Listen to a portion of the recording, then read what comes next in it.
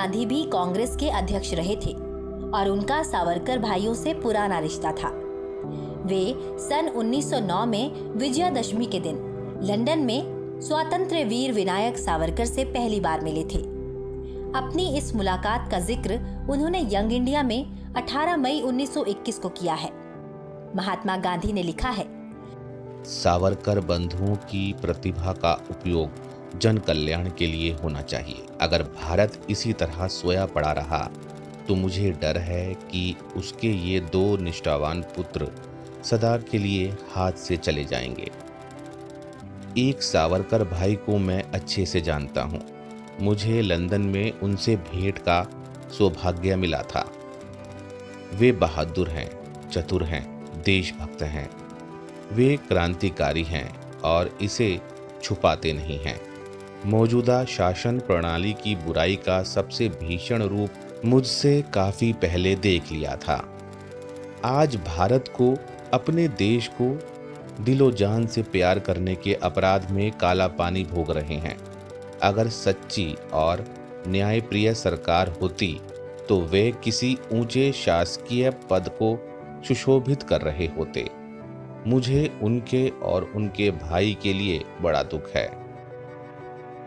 वीर सावरकर की जीवनी लिखने वाले प्रख्यात लेखक धनंजय कीर लिखते हैं, समाज की भलाई के लिए कई बार 2 महान लोग एक समय में अलग अलग कार्य कर रहे होते हैं।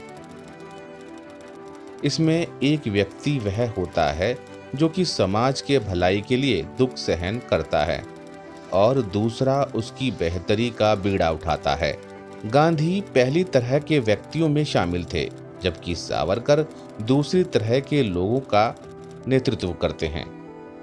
कीर सावरकर के साथ साथ लोकमान्य तिलक, डॉक्टर भीमराव अंबेडकर और ज्योतिराव फुले के भी जीवनीकार हैं। गांधी और सावरकर को अलग नजरिए से देखना कोई समझदारी नहीं है। जब महात्मा गांधी 1927 में रत्नागिरी के दौरे पर थे, उनकी मुलाकात सावरकर से हुई थी। दोनों ने अस्पृश्यता और शुद्धि के संबंध में बातचीत की। इस विषय को लेकर दोनों के मतों में अंतर था, फिर भी किसी ने एक दूसरे से वैर नहीं रखा। महात्मा गांधी लिखते हैं, सत्य प्रेमी तथा सत्य के लिए प्राण तक न्यौछावर कर सकने वाले व्यक्ति के रूप में आपके लिए मेरे मन में कितना आदर है। इसके अतिरिक्त अंततः हम दोनों का ध्येय भी एक है और मैं चाहता हूं कि उन सभी बातों के संबंध में आप मुझसे पत्र व्यवहार करें जिनमें आपका मुझसे मतभेद है, और दूसरी बातों के बारे में भी लिखें। मैं जानता हूं कि आप रत्नागिरी से बाहर नहीं जा सकते, इसलिए यदि जरूरी हो तो इन बातों पर जी भरकर बातचीत करने के लिए मुझे 2-3 दिन का समय निकालकर आपके पास आकर रहना भी नहीं अखरेगा। क्या आज के कांग्रेस के नेता महात्मा गांधी के सावरकर के प्रति विश्वास और लगाव को झुठला सकते हैं? वैसे देखा जाए तो कांग्रेस के नेताओं को अपने पुस्तकालय में धूल खा रही पुस्तकों को भी एक बार पढ़ने की जरूरत है।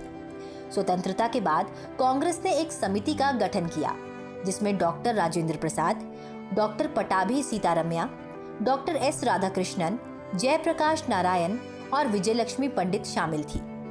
इस समिति के नेतृत्व में भारत के स्वतंत्रता आंदोलन पर एक पुस्तक to the gates of liberty का प्रकाशन किया गया। प्रस्तावना जवाहरलाल नेहरू ने लिखी और सावरकर के भी 2 लेखों ideology of the war independence, Swadharma and Swaraj and the Rani of Jhansi को इसमें समाहित किया गया था।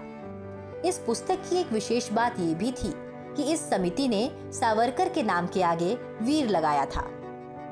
इस वक्त कांग्रेस के नेता जो स्वातंत्र्य वीर सावरकर को लेकर अनर्गल प्रलाप करते हैं, उन्हें अपने पूर्वजों से कुछ सीख लेने की जरूरत है।